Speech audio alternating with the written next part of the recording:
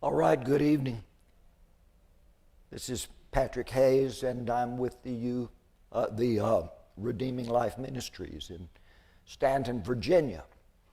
And we are talking about Solomon's 12 miracles. We come to the one that in the King James, chapter 1 of Proverbs, the one that is called equity, which is another word for fairness. The Hebrew word for it is meshar, M-E-S-H-A-R.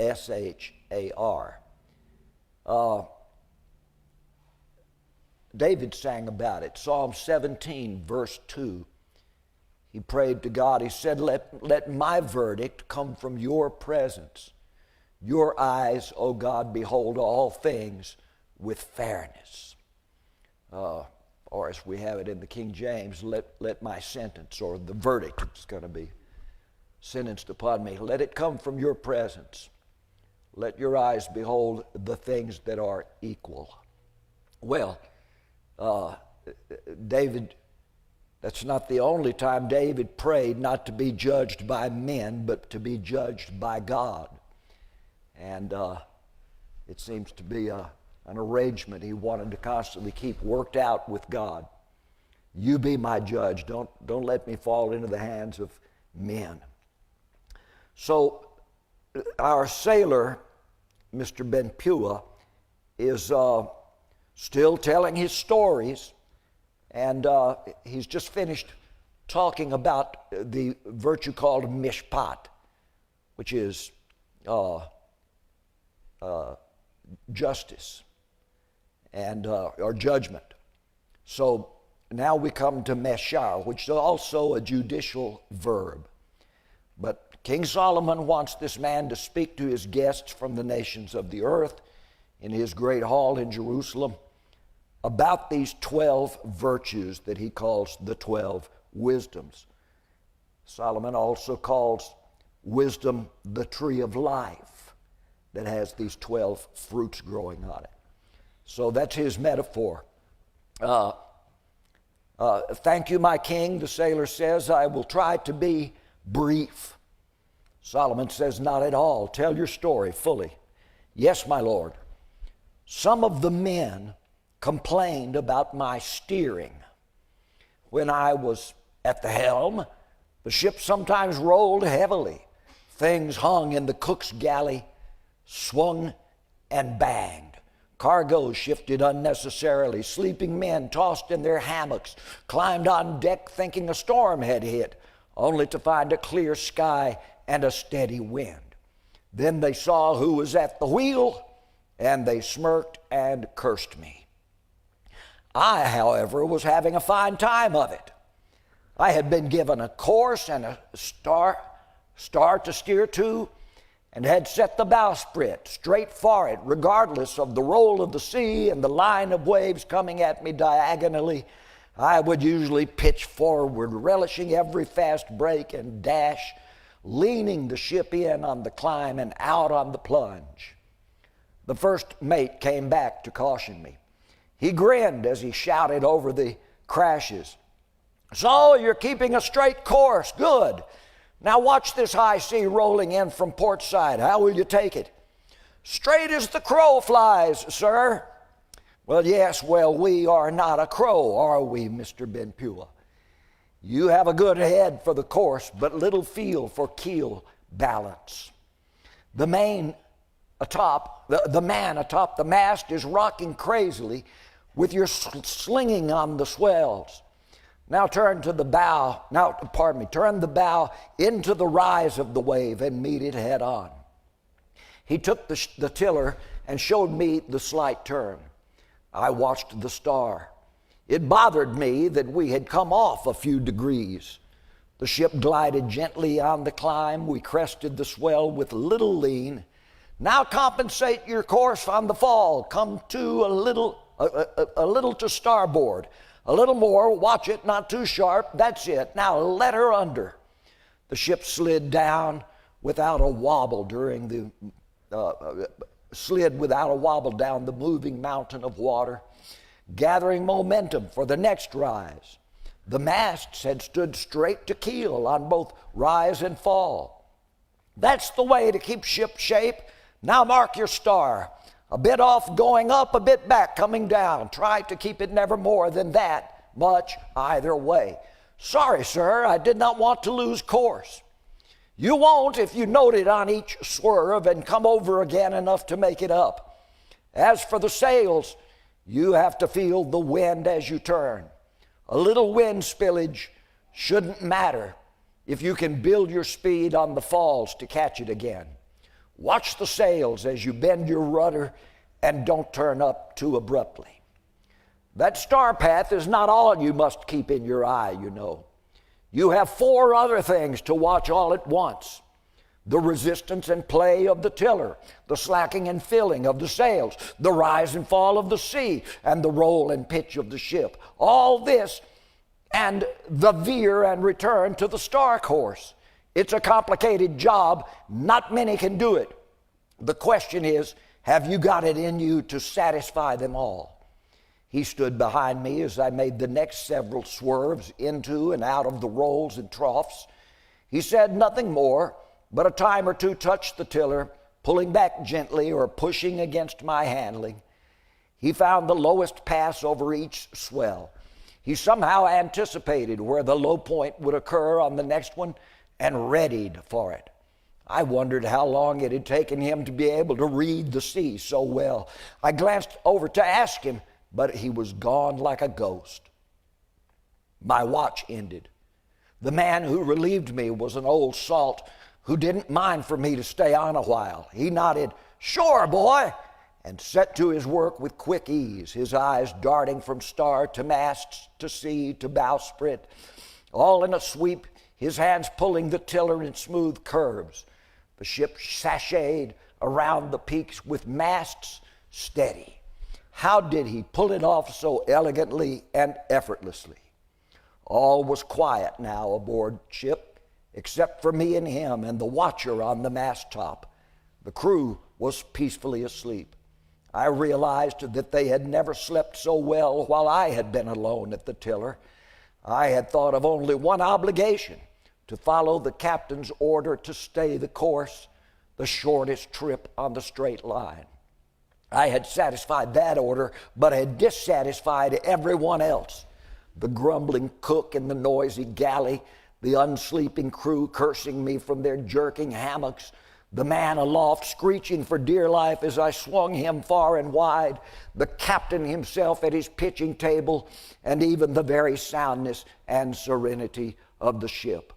This man, though, had learned how to keep the ship still and steady, even on a plunging sea, without sacrificing the order of the course.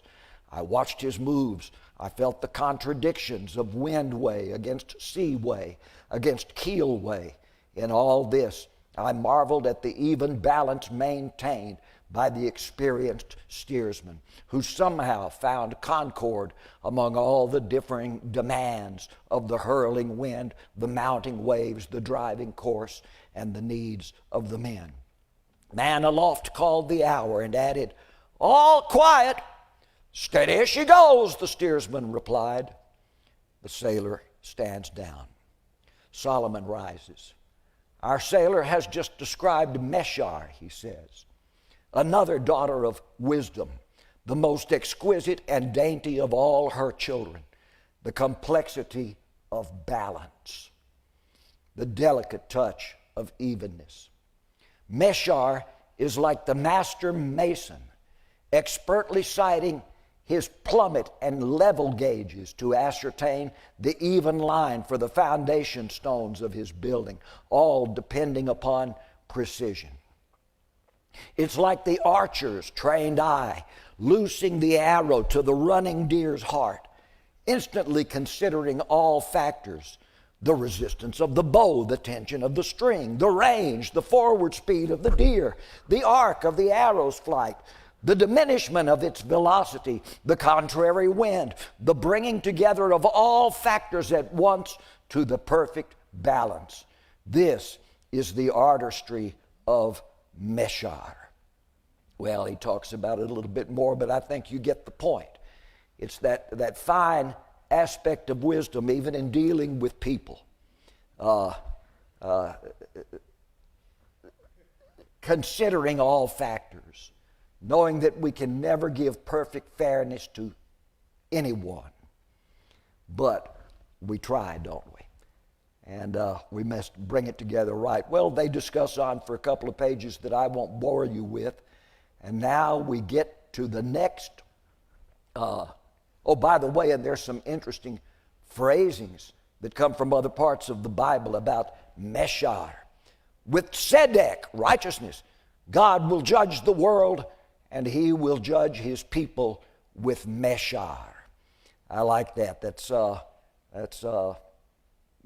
something that David says about God. Well, he calls the seamen back up to talk about this one. Now, I promised you, we've got a pirate battle coming up, and this is it. I think you might like this. Finally, a little bit of action instead of just stuff about ships. Ormah is the next one of the wisdom sisters. Ormah, and it means shrewdness. In Proverbs 8:12, if you can call that up for us, brother. Proverbs 8:12. This is Lady Wisdom talking about herself. And she says, I, wisdom, dwell with prudence and find out the knowledge of witty inventions. Another English rendering of it says, I, wisdom, inhabit shrewdness. The word is ormah. I discern the devices of cunning schemers. All right. That's Lady Wisdom talking from Solomon's second wisdom canticle. Our sailor says, yes, my king. The captain sent me to relieve the man on the mast top. He said I had a good eye for the sea, but that I should know it from the highest vantage. I climbed aloft on the rigging. I had never been up the mast top or the topmast in such a wind. As I climbed, my respect increased for the men who stayed up there for long watches. Now, this is before they invented what they would later call the crow's nest, which is kind of a little bucket-shaped thing around the mast that you can kind of tie yourself in. In these old days, they just went up there with a piece of rope in their teeth and tied themselves to the mast and hung on for dear life. I reached the high perch as the ship rocked below me. At this height, all motions multiplied. The rolling that on deck sways a man only a few side-to-side inches heaved me 10 feet or more from center, now out over the starboard side, or the sea on starboard side, and a moment later slung back out over the port side, hurling me in fast lurches. The forward man on this windy day, the forward pitch on this windy day also intensified. The crashing of the bow into swells makes for steady balance at deck level, but atop the mast, it whipped me fore and aft in fierce swings of several yards. All effects were exponential up there. The combination of side-to-side rolling and fore and aft plunging threw my perch into wide, 8-shaped, eccentric loops, just like he'd being swung around in a figure 8. I managed to lash myself to the mast end with a knotted line, and I clung tightly to the spar. Nausea set in. I wondered how other men at this post managed it on long night watches. How the mast creaked and strained at the top. With each thrash, I feared it would crack and cast me far out into the sea. I wondered if it was made of timber I had cut and shaped in my carpentry work. In 5 minutes, I was so thoroughly sickened I could not focus on the horizon. I had nothing to report when a man relieved me 4 hours later. I was shaken and weak. 2 seamen helped me down through the riggings. I fell against the deck rails. The ensign laughed at me. Don't feel too ashamed, boy. We all take it like that the first time up in a singing wind. Your sleep tonight will be full of jerking and swaying, but you'll have a better stomach for it tomorrow. You'll lose those jitters and surprise yourself. A few days up there, and you'll be able to watch with good clarity. I doubted it. I could not think about going back up. But the next day, in an even rougher sea, I found I had an easier time of it.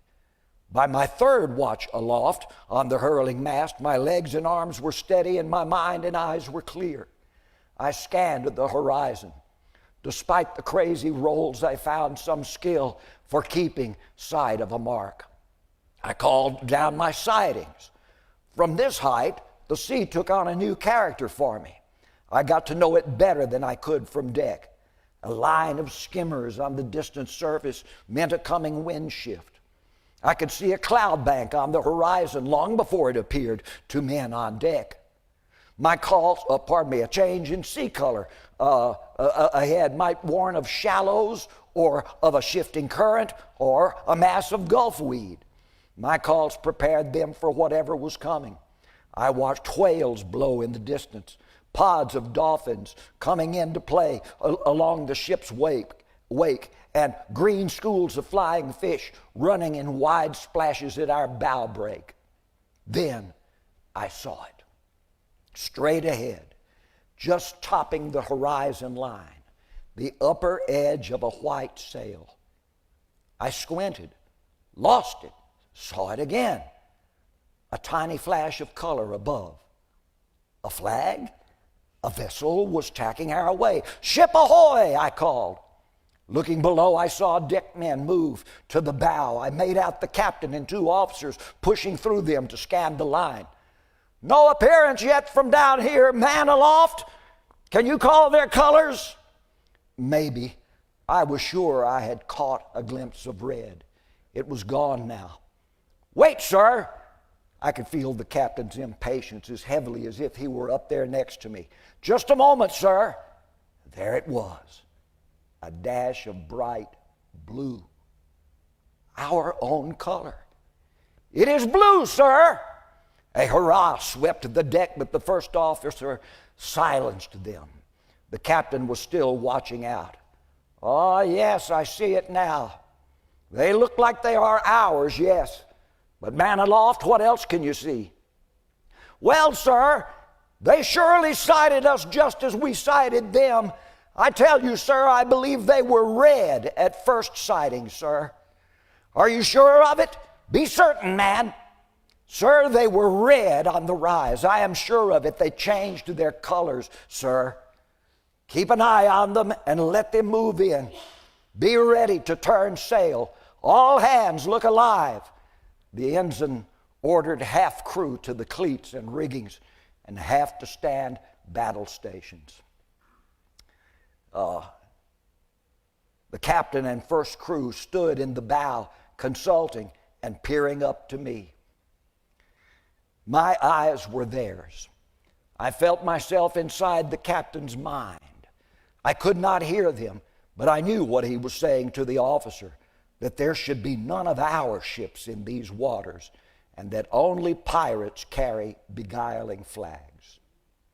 I knew he would call steady and keep a fast tailwind, while the other ship made its tacking turns into the wind toward us. If friendly, they would settle in and wait for our passing. If hostile, they might make a sudden turn to cut across our course. I could look down and see them better now. They sat high in the water, no cargo, and they were fitted for speed. I reported it. The captain called for full sail. Double jibs bloomed out on our bowsprit. I felt the pace quicken. "Well, man aloft, friend or foe, how does she look?" I had no way of knowing for sure. A wrong opinion could cause a troubling incident. "I cannot say, sir. We will have to let them come in closer." Our ship's forward crossbow was readied, its spear strung and pulled. The captain prepared to order the shot. Tense minutes of silence passed. We watched the oncoming ship tack upwind in graceful slaloms. Our signal flag went up, demanding they show their intentions. They did not respond by flag, but we could see their captain and his officers waving and smiling friendly from their bow. "Well, man aloft, what can you see of her?" I focused down on her decks, a difficult sighting from the jumping mast. And then I saw them, huddled behind her rails, rows of crouched men with sabers and bows, coils of rope and grappling hooks. "They are preparing to attack, sir, readying boarders." "Steady aim then, and ready to loose the spear." She raised a merchant sign in protest. "No, sir, I tell you, Captain, she's no merchant. She's got no cargo. Do not believe them, sir." "Wait, now." The huge crossbow's release sent a jolting shiver even up into the mast. I watched the big bolt arc over and scream into the enemy's bow as she veered across our path. Their entire ship shook with the impact. She came about, turning in fast to slice up alongside of us. Her sides bristled with archers. "Over and away! Keep us out of their range! Leave her behind us now!" Our helmsman swung us wide. Our sails turned to catch full running wind. The pirate missed her chance to come up. She turned into our wake, following us now, and made for the chase. Closing behind, she loosed 2 bolts from her forward crossbow. One shrieked past, the other grazed along our port side. Our rear crossbowmen answered immediately with 3 huge iron-tipped bolts. One shattered into her bow. Another swept straight down her deck. The third perfectly splintered her forward mast and broke it. As she turned aside, I could hear the mayhem on her decks and the cursing of her captain from her starboard bow. She released a broadside volley of arrows, but too late. We had sailed ahead, and the darts dropped into the foam of our wake. We had outrun them. But a wounded bear is still dangerous. Our captain had no intention of leaving them to fight him later or to prey upon some other vessel. He ordered the turnabout. We sliced in abroad of them with our bowmen raining darts into her deck. She kept sending spears into us. One punctured us at topsides, hull near stern, but it was high above the draft line and caused little damage. Another came straight down our row of archers. It would have taken their heads off had it been a little lower. From above, I had seen it coming and had cried just in time for them to duck. Our archers rose and poured more arrows into her. We came about again and caught her with our bowstem ram, smashing full into her midships. She broke open like an egg and took water. We pushed away and watched. She listed out a bit, then rolled right over from us, masts to water. Her crew jumped away into her floating spars and riggings. Our men grappled onto her upturned belly with swords and axes. We scuttled her completely. She went down fast. We fished up all we could of her swimming crew and roped them on our deck to await justice. I had come down to do my part in repairs. The ensign sought me out. The captain, he said, wanted me in his cabin. I reported and found the captain and his staff before the sullen, defeated pirate leader. He appeared to be, a renegade sailor of Arabia or Egypt, or maybe from one of the North African principalities, not an official man. The captain called his attention to me. "Here is the man you can thank for your loss, sir. His sharp eye spied your subterfuge from the start. You might have fooled us. You might have fooled many, but not him. Now you will witness his decoration." Our officers came to attention. I raised a salute. The captain rose to bind the scarlet cloth of valor about my forehead, marking me, an Israelite, as now an officer on a Tyrian ship. He kissed my cheeks, French captain, I guess. He kissed my cheeks and turned to the pirate chief. Your sword, sir? No, not to me. You will surrender it to the man who first discerned your trickery. Here is the real hero of our triumph. Take it from him, son, he said to me. It is yours. And says Shammah ben Pua, bowing to Solomon, touching the brass hilt at his side, I bear the same sword to this day. All right, that's a little quick way to tell a very complicated event. But there's my story. Solomon goes on. He says, and there we have a parable of Ormah, the seventh daughter of Hokmah. Thank you, Commander.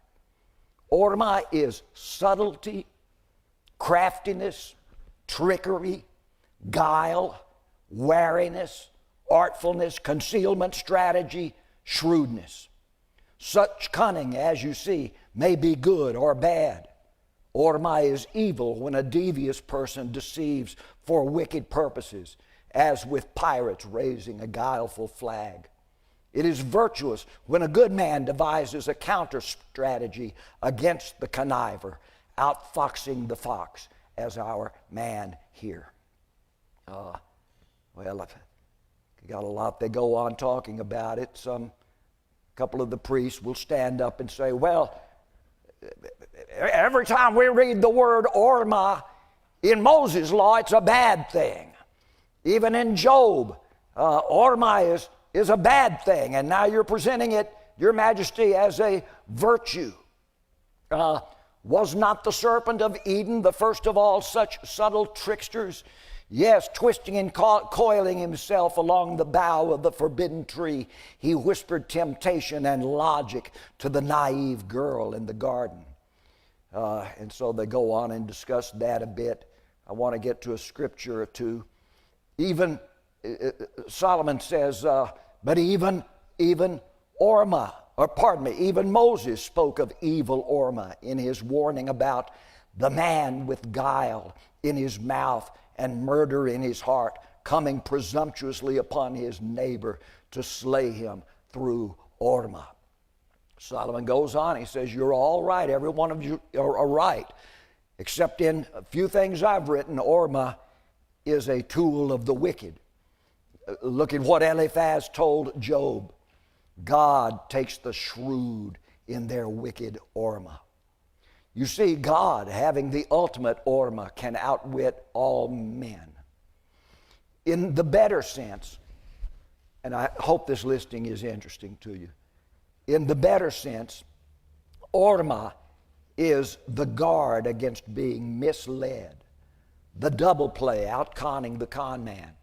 If you have good Ormah, you'll let the deceiver trust you to trust him until the right moment comes for you to move against him.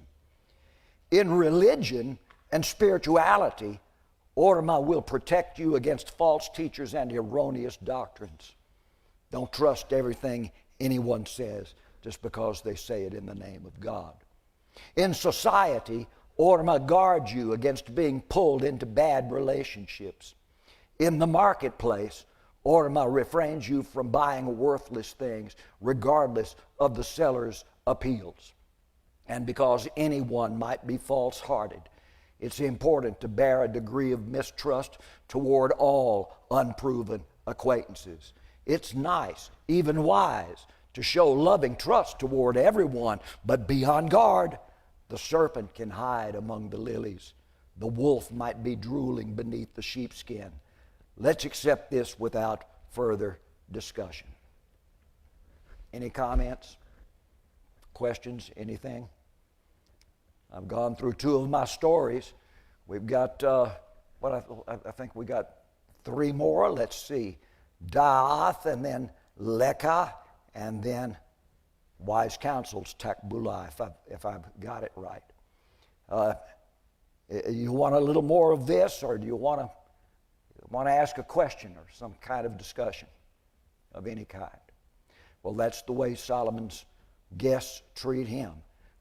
He says, are there any Any questions? And there are none. So he turns now to his commander. Well, by the way, let me just catch my breath for a moment. How'd you like my battle story?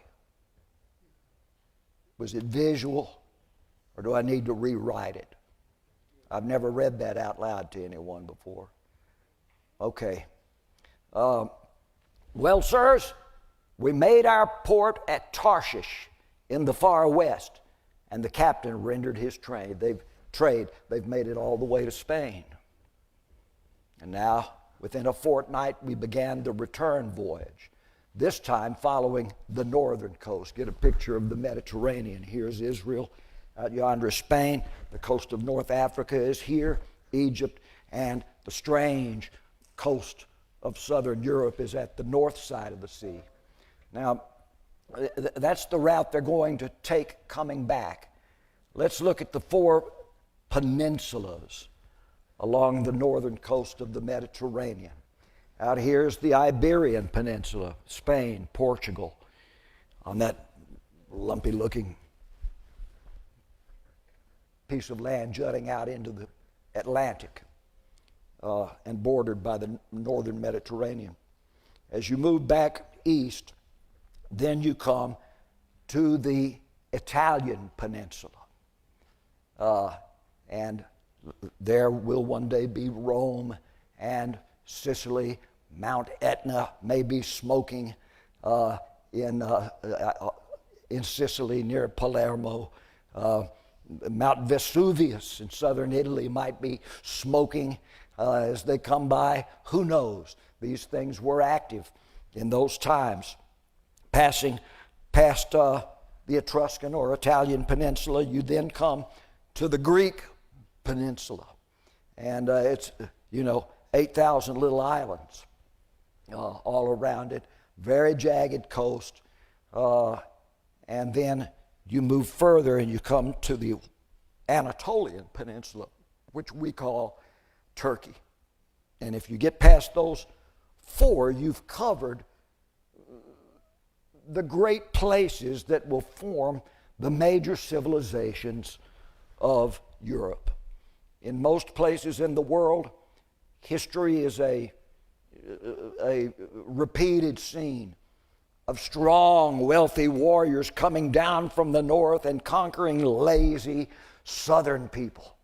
And then, but in a few generations, themselves becoming lazy southern people. And then somebody else from the north will come down. Well, that's not really the way history ran in Europe. It was these civilizations, the Galatians, the people of what would become known as Asia Minor, the Greeks and Macedonians, the Etruscans and Italians, and finally these Iberian peoples. Their culture, their ways, and their conquest would move northward and conquer Egypt as far up as the Scandinavian lines, and gave us much of what is still the cultures that we follow came from those peoples. When St. Paul talked about going into all the world, Paul seemed to have in mind conquering these, with the gospel, conquering these 4 great peninsular societies. He went first to Turkey on his first 2 missionary voyages, Galatia, Cappadocia, different parts across what is now Turkey. Finally, to the 7 cities of Asia, Ephesus and the others. But Paul wasn't satisfied with that. He prayed where he should go, and he had a dream. A man dressed in Greek clothing appeared to him in his dream and said, "Come over into Macedonia and help us." And Paul and his companions crossed the Hellespont and find themselves now in what will be Greece, northern Greece or Macedonia. And we'll see him go through several places in Greece. Philippia, you've got a good map up there for us, thank you. Yeah, those 7 churches. You've had that up for me before, I believe. But Paul will now move on over. You see Macedonia and the blue part below it, that's the Achaean Peninsula. And up above is Thrace. All of that will become part of Greece in the days of Philip of Macedon and his famous son Alexander the Great. Paul will go to Athens. He will probably hit Sparta. We know he goes to Thessalonica and Berea and Philippi, because the book of Acts gives us account of his going to those places. Paul still isn't satisfied. He writes to a church he's learned about over in Italy called the Romans. He's met a man and woman named Priscilla and Aquila, and they're from Rome. They're Jews who have become Christians in Rome, but the emperor of Rome had just expelled all Jews from the city of Rome, so they've come across and met Paul. Paul has not been to Rome as far as we know, but he writes a letter to that Roman church saying, I hope to soon come unto you. But it'll be a few years before he does, and when he does, he'll come as a prisoner accused of the Jewish high priest, and Paul has appealed to Caesar for Caesar's judgment in the case. And so he will finally come to Rome. While he is in Rome, he writes another letter and says, and I do hope, I do pray, I plan to go to Spain. So he wants to get all the way across the Mediterranean. Our map doesn't show that, but he wants to go to the Iberian Peninsula. For Paul, these are the 4 great realms of world culture. If he can get the gospel planted in these 4 places, he'll feel that his life has run a good race. Any comments on any of that? All right. Paul wasn't one of these preachers that said, well, you know, I preached here, I did enough. He wants to preach every day of his life. So they're now coming back, encountering a surprising array of jutting peninsulas and rocky islands. One evening, just before sunset, I joined the navigator on the foredeck. He wished to test my skills at determining our location without known landmarks. In other words, they didn't have a chart written up, any kind of sea map about this coast where they're at now. They're making the first one. And I go through a lot of stuff that I've been through before, reading this to you about finding this star and counting this speed and so forth. But the man passes the test, predicts when the next island will show up, and I took my work down to the navigator. He was at mess with the captain. He glanced it over and told me to wait above. I returned to the bow and gazed into the dark sea, feeling the warm wind at my back. The call came sooner than I had expected. Land ahead! I could see nothing of it in the starlit darkness, so I climbed the mast. The man aloft pointed out a dim shadow blocking the horizon stars. It was the outline of a mountain not visible from below ahead of our port bow. We should go under the island within 4 hours. The navigator was waiting for me when I came down. This would be your island, you predicted, he said. Your coursing is dead right, but your charted speed has us a little slow. We've come on faster than you thought. Come, the captain wants to see you. I met the captain on the after deck. He stood at port stern, leaning on the rail, watching the ship's wake spread into the darkness. Officer Shammah, the captain said, returning my salute without straightening. The navigator tells me you excel in your tests. I hope so, sir. For an Israelite, you're quick to gain knowledge. Let me ask you something. Do you know why you are here? My king Solomon wills it, sir. Well, true. Your king does, and so does mine. I'll tell you. Can you keep this private? Good. I thought it was a blasted mistake from the start, taking these farmers and herdsmen, these land-loving Israelites, onto our ships and training them in our marine skills. I was against it altogether. But King Hiram and King Solomon made their pact. So I and the other Tyrian captains became encumbered with the likes of you. Our orders were to make sailors of you. I had protested. It was more than unlikely. It was impossible. I told them so at the conference. Well, we Israelites are a hard lot to teach, sir. So it is said. So I said. But you and a few others of your nation have proven my fears groundless. He stood fully and placed his hand on my shoulder. You don't know who I am, do you? No. I ordered my men to tell none of you. I'll tell you now. I am the Tyrian fleet admiral. I answer directly to my king Hiram and to no other. He commissioned me to select 12 Israelite seamen to train as captains for King Solomon's new navy. We have 20 ships of sea, all with mixed crews, Tyrians training Israelites. My captains are ordered to quietly watch for those Israelites who show aptitude to become leaders. But leadership, son, is a dangerous rank if conferred upon men who merely desire it. This is why I've kept our plans secret.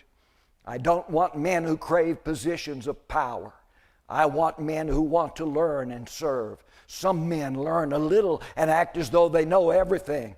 A good man learns everything and meekly behaves as though he knows but little. Do you understand? I think so, sir. Yes, I think you do. You've learned navigation fairly well. The ensign tells me you're a sharp man aloft in the sails and the quickest man on the lines. I've observed you under duress and have found you to be a quick thinker with a good eye for trouble. What's more, you seem to be a good judge of character. Yes, I'm aware of the company you keep and of the company you avoid, yet you treat all the men on ship with due respect. You may have what it takes to move higher, but you may not. What will you do with the secret I've told you tonight, huh? How will you behave now? I shall do as commanded, sir. We'll see. Here are your orders. For the remainder of this voyage, you'll continue to serve only as assistant to the navigator. This is your one post unless we encounter storm or conflict. Then you'll report to me. When we reach Tyre, you'll report again to the overseer of the Zidonian shipyards. I understand, Officer Shammah, you once had a lengthy experience there. Now others of your countrymen learn shipbuilding under our direction. The politicians want this, so we're doing it. Now, you will build a ship, completely Israelite financed, which fact will be unknown to all but you. You will answer directly and exclusively to the overseer.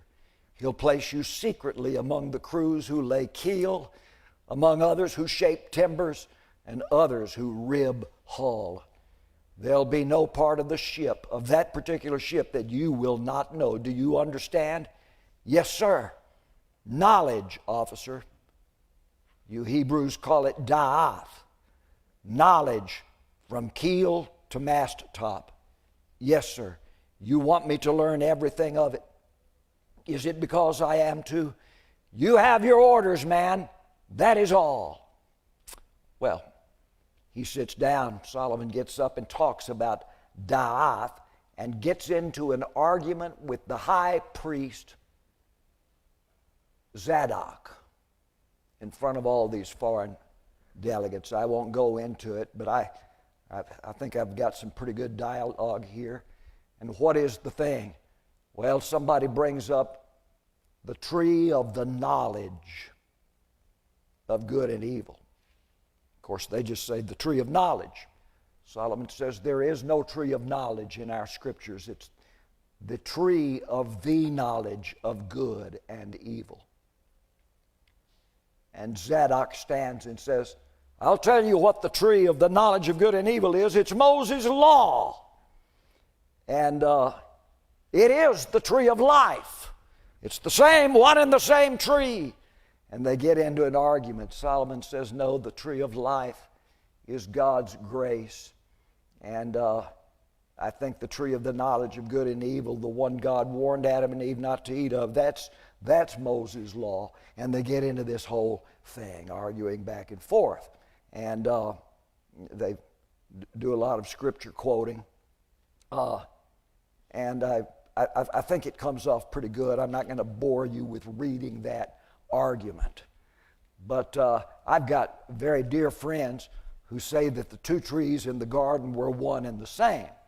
I say they're very different trees, particularly when God says to Adam, what have you done?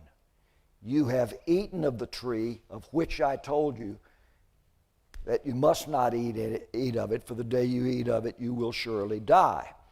That's why I think knowledge of good and evil represents the law, because the law kills, the letter kills. It judges you and condemns you. But there's the tree of life, where you can get mercy and grace despite having messed up in the law of the knowledge of good and evil. I've got friends that say it's the same thing, the very same tree. And I say, well, then why does God tell Adam that now the man is become as one of us, knowing good and evil? My friend says, that's it, right there, right there. That makes you like God. I said, no, read on. And now he might reach out his hand and take of the fruit of the tree of life and live forever. And so, to me, God is drawing a distinction. Those are two very distinct trees. I think it all really happened because I'm a Bible believer, but Moses writes it in a special parable. If we believe that Moses writes the book of Genesis, and he writes it in a special parable. When would he have written Genesis? I would think after they leave Mount Sinai and wander in the wilderness for nearly 40 years. And he would write Genesis based upon how the Israelites just acted with God. God had come down on Mount Sinai to offer them life. They stopped their ears and ran from God, and they said, Moses, you talk to us, we don't want God talking with us. And Moses goes up and God says, all right, they want rules then. Instead of relationship, I was going to give them the law of God, now we'll have to give them the law of Moses. And the law of, at this point, let me tell you something about God. God changes after they reject him at Sinai. Please hear me. Well, God doesn't change. He changed in his behavior toward them. Think of it. Before Sinai, they got hungry and complained for food. God gave them bread. They got thirsty and complained for water. On two great occasions, God gave them water. Didn't punish them for complaining. Didn't even rebuke them for complaining. They were suspicious of Moses. God didn't kill any of them, didn't hurt any of them. He just said, I'm going to show you who I've chosen Moses to be. One complaint after another. And we're sick of this manna. Okay, God didn't punish them. He said, what do you want? Well, what about some meat? He brought in quails for them to eat, and it was good. After Sinai, they complain about food, and God kills a bunch of them. After Sinai, they complain about water, and God kills a lot of them. After Sinai, they complain about manna again, and God kills a whole bunch of them. After Sinai, they complained against Moses, and God opens the ground, and at least 200 of the complainers fall into the ground, and it burps a little bit and closes its mouth back over them. God is now acting. He wanted to be a father to them. They rejected that relationship. To me, that's represented as the tree of life. They had perfect access to it. But then they chose the tree of the knowledge of good and evil and no longer had access to the tree of life, no longer had access to all the other trees of the garden. God said, you've got to leave this garden. Go work in the sweat of your face. See if you can work it out through sowing and reaping and all that law. Everything changed. Moses, I think, writes that story in precise language to show the children of Israel that that's the same decision they made. And now God will have to deal with them not so much as the father that he wants to be for them, but he has to deal with them as the judge over criminals who have broken God's laws. So I've got Solomon and the high priest Zadok arguing over that. And it's all on a question of da'ath. How well do you really know your scriptures and ponder them? For da'ath is learning a thing, examining it carefully, not just memorizing it, but questioning it. You know who the father of Western philosophy was? Not Socrates, he was the grandfather. But Socrates was illiterate, probably never wrote anything. It was Aristotle. Plato was a student of Aristotle. Plato was a student of Socrates and wrote down everything Socrates taught. And then Aristotle was a student of Plato. And Aristotle had a famous student. You know who that was? A fellow named Alexander the Great. But Aristotle's most famous statement, perhaps, is that, well, let me back up.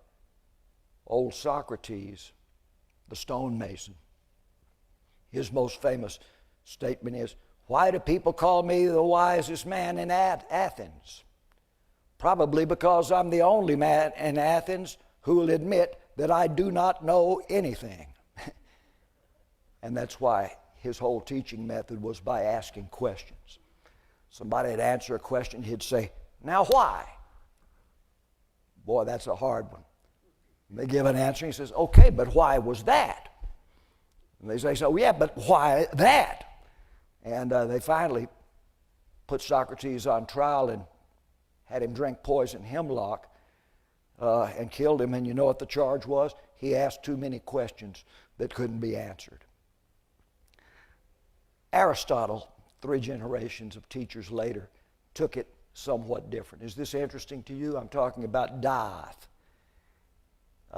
Alexander said, the mark of a man of knowledge, or da'ath, the mark of a man of true knowledge is the ability to entertain an idea that he does not necessarily embrace. Now let me say that again. The ability to entertain an idea. Okay, that's not my position, but I'll get over here in the middle of it and see. Entertain an idea. Learn everything you can about it, even though you don't embrace it. Now, that's what I think Solomon says in several of the Proverbs. He who answers a matter before he's learned every side of it shows his foolishness. He who is right in his own cause and will not allow anyone to challenge his thinking is a fool. And on and on. Look how many Proverbs say that. Da'ath is not just memorizing facts, but questioning whether each one truly is a fact and can it be destroyed. We embrace a lot of things and say, this is who I am, this is what I believe. But can those things be torn down? What are you left with as the truths for your life that cannot be destroyed or torn down? Well, that's really the core of my argument that I have Solomon and Zadok saying, I'm looking for some specific thing. Zadok is fussing at Solomon. He says, you need to be teaching them the real da'ath, the real knowledge, bringing these kings in here. What they need to be taught is the law of Moses, not a bunch of your proverbs. They need to have somebody telling them about their wicked ways and their wicked religions. And they're all wicked. And Solomon says, well, what if we're the wicked ones also? Haven't our ancestors done all the things you're mad at these people for doing? And it's still in them to do it also. Shouldn't we be teaching both the law of Moses and common sense and cause and effect and outcome to all of these peoples? Well, it doesn't go over good with the high priest. But I just want about to close up. Let's see. Oh yeah.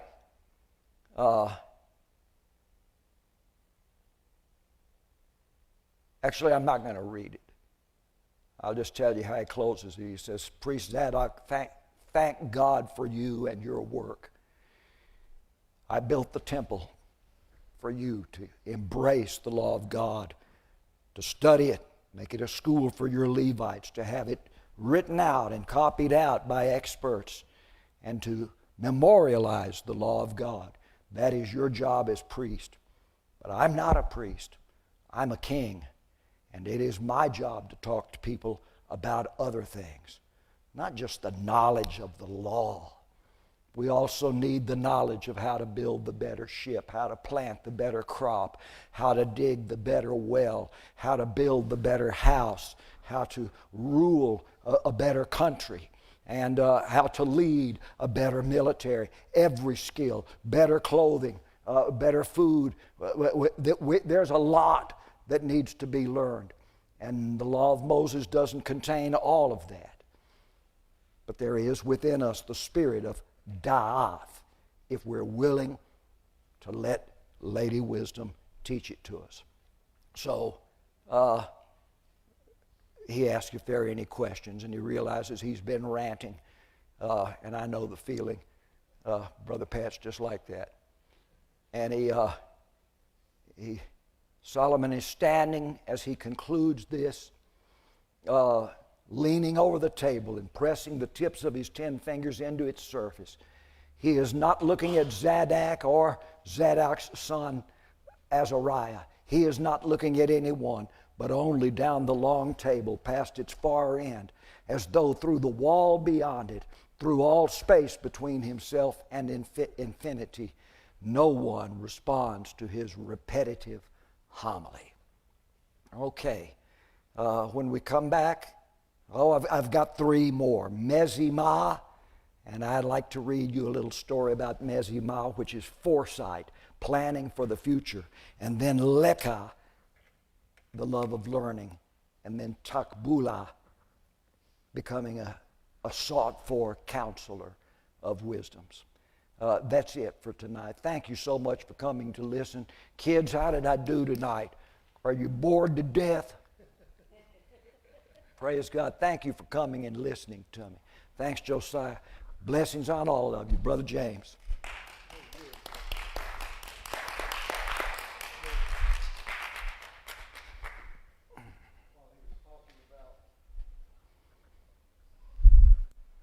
Thank you, brother. The idea of cunning. Yeah, cunning.